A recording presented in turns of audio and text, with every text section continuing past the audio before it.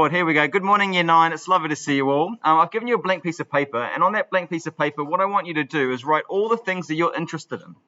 Maybe you love to bounce on the trampoline. Maybe you love to read. Maybe you love making stuff. Maybe you're really good at art. Maybe you're really good. Just a list of things that are really interesting to you, and then maybe some questions that you have about, I don't know, sciencey kind of based stuff. How does such and such work, or why does this change when I do that? So I want you to just do a bit of a brainstorm of things that you're interested in, things that you're not totally sure what the answer is, maybe a list of hobbies, stuff that really gets your wheels turning. Okay, so let's have a go at doing that. I'll give you 2 or 3 minutes to write that on a piece of paper. So as I've gone around the room and looked at what you've written, some of you just have simply like eating, drinking, sleeping. Some of you have something a little bit more elaborate like family. Some of you then have got like equestrian and space. Some of you have dance. A lot of you have got art. So there's a whole bunch of things that you're really interested in. And so this is the only time in the whole of Middleton Grange Science do we get to do science fair. How many of you have done science here before? Primary school. So one person's done science here before.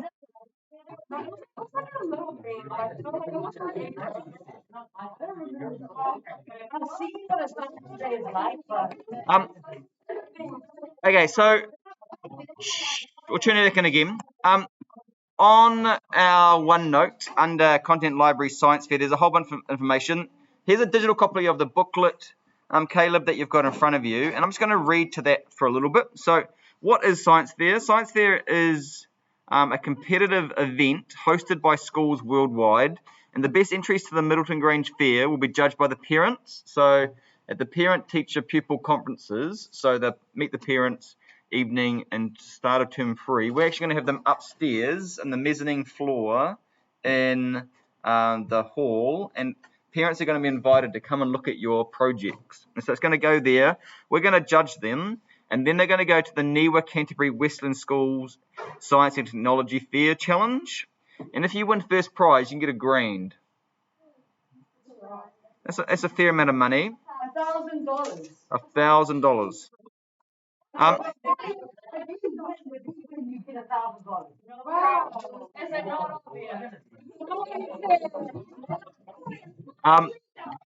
So what do you have to do? The purpose of Science Fair,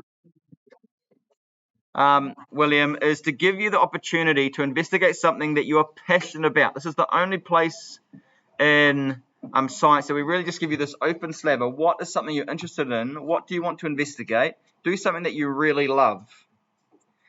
Make the most of this opportunity. Is a really cool and neat opportunity.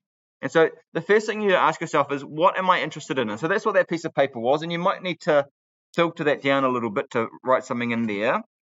Science fair is split up into these 2 categories. Either you're doing the scientific method, what we've been doing for the last 6 weeks in class, and so you have an aim and a hypothesis.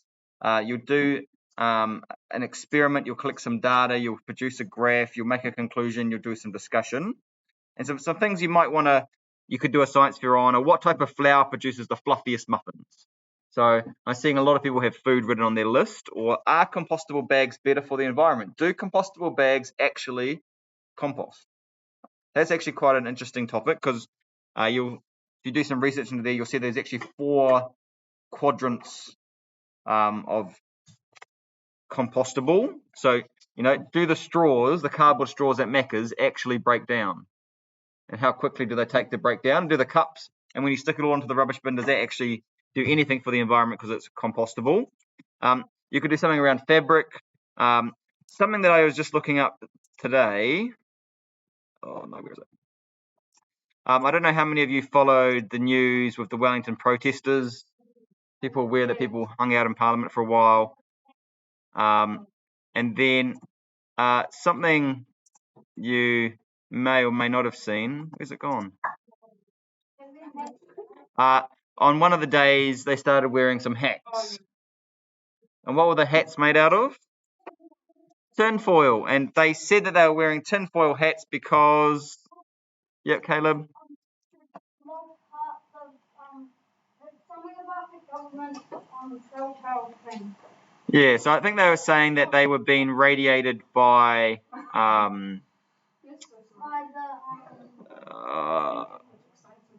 this is, I actually quite like this hat. This actually got some style to it. Like it's quite a um so electromagnetic measurement tools. I reckon this would be quite a cool science fair. Does my cell phone work under a tinfoil hat? And you can get an app on your phone that'll measure the strength of your. You could do Wi-Fi, or you could do your data, or your mobile connection. Does my cell phone work under a tinfoil hat? How many layers of tinfoil do I need to have for my cell phone not to work? Like that would be a neat kind of science fair. Is there credibility that wearing tinfoil on your head might actually be helpful, or is it actually just a little bit strange? Um, Here's a photo I saw online. Uh, Peas exposed to Wi-Fi. Does your Wi-Fi router kill your plants? It does. Well, it does send that radioactive wave.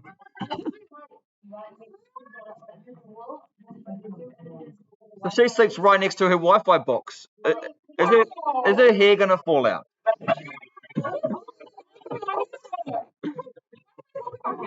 Oh, she's makes her hair grow. Okay, yeah, that could be an idea. Um, does the color of light you're exposed to before bed affect your quality of sleep? Definitely. Or It's blue light, people. is there a correlation between the amount of hours I spend on my cell phone and the amount of hours I sleep? Yes, there is. Um, Never look at a screen hours before you go to bed. so there's two types of science fair. One is a scientific investigation.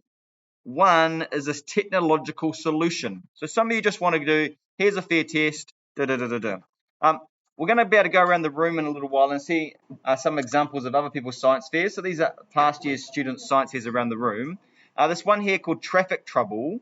I quite like that one because they investigated the traffic lights out here on Hanson's Lane, and they said, actually, the light's too short, I can't get out. I'm getting mad because I can't get home because it's too busy because the traffic lights don't work. And they went and looked at the software behind the traffic lights and then put a proposal towards the council to change the traffic light timing because they said from their research the timing was wrong. That was quite a fascinating one. They've got another one here that which light bulb actually produces the best amount of light for the amount of power, and they did a little bit of an investigation on that one. Brine shrimp, so they grew brine shrimp and they said which one, which is the best. The blue one, paper aeroplanes. Which type of aeroplane flies the furthest? What type of bird food do birds like to eat? And they did an investigation around that. So that's kind of probably more around the science fair, scientific method type answer, which you'll see maybe on the next page. So the scientific method is you ask a question, you do some research, you have a hypothesis. I think such and such. I think seeds are going to be the most desirable food for the birds. You do an experiment, you troubleshoot, you get some data, you draw some conclusions, and then you communicate. And so that's probably the process most you're going to use, and that's probably what we've done the most focus on in class. But some of you might want to say there's an engineering process, or there's a technological solution process that you need to focus on. So maybe you could say too much food waste is entering landfills. What could we make in the kitchen that would, I don't know, take green waste? I'll just hold off on a second. Or people around the world have access to really rubbish drinking water. Their drinking water makes them sick because it has microbes in it. Could you make a filtering device? Does pouring water through sand get rid of lots of bad stuff? Wow, that's an interesting one. And so if you went through sand and then you went through a paper, would that get rid of, how much microbial life does a light kill? So if you have a UV light, does that make your water safe? And so you might want to, one of the pupils who won science, so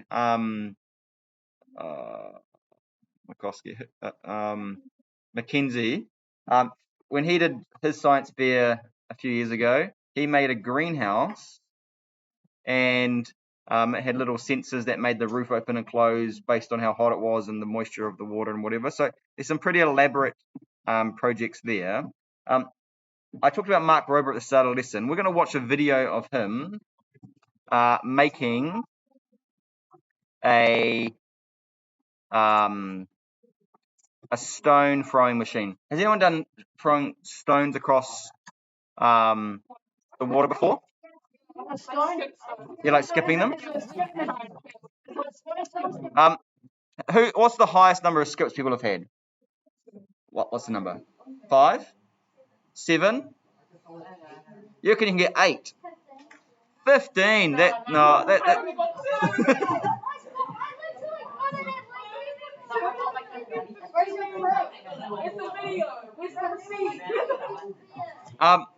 So I can probably do, I don't know, 5 on a good day, maybe 7 on a really good day. We're going to watch this video, skip robot, what? Rock skip robot, because I think it's a really good example of what a technological solution is and the process that he went through to do it. Okay, so we're just going to watch that. Okay, so I think that was pretty interesting. What I really took out of that was those 4 steps. I think that's really helpful if you're going to do that. So you can try a lot of different things. And then step 3 is solution. So research, build a prototype, sensitivity, build the final thing. I think was kind of the take home from that. So today I want you to think through which one probably floats your boat more. Are you wanting to do a scientific investigation, or are you wanting to make something cool? Some of you often ask, Cecilia, can my dad help? Can my mum help? Can my uncle help? Can my older brother help? Whatever. The answer is yes. At the actual science fair, you actually get interviewed. So it's they ask you about it. It's quite informal. They're like, hey, this looks cool. Can you tell me about it? And you're like, yeah, that's da-da-da-da-da. And so it doesn't matter so much if you've got 10 different people helping you. What matters is, can you understand what you did, how it happened, and why it was done? So if you can understand the process, then that's fine. If you've had some help. And sometimes it's actually really helpful to get that help, because if you're doing that technological solution, it's quite complicated. There's no expectation that you're going to make some rock skipping robot, but that is cool if that's something you want to do. So point 2, are you going to do a scientific method, or are you doing a technological solution?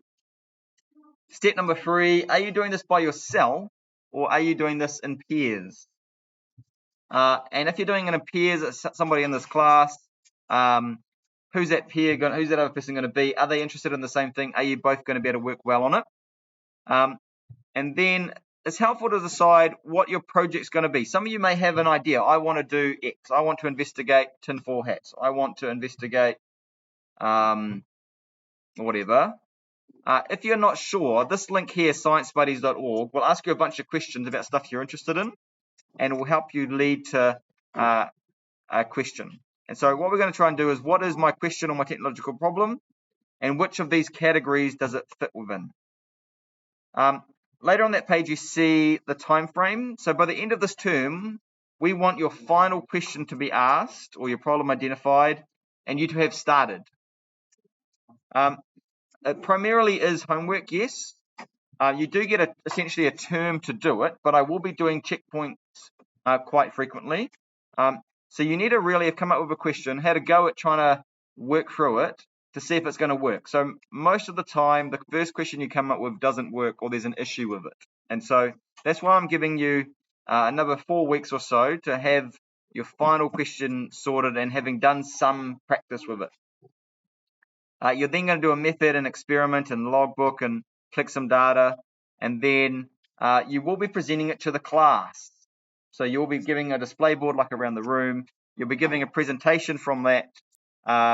People will be able to ask you questions about that. For some of you, that might be a bit scary, and so we might be able to do some of that at lunchtime if we need to, because you're too nervous of speaking. But essentially, you're going to be explaining back what your research was. It's a great way of learning, and it's a great way of other people learning about something that you're passionate about. Caleb.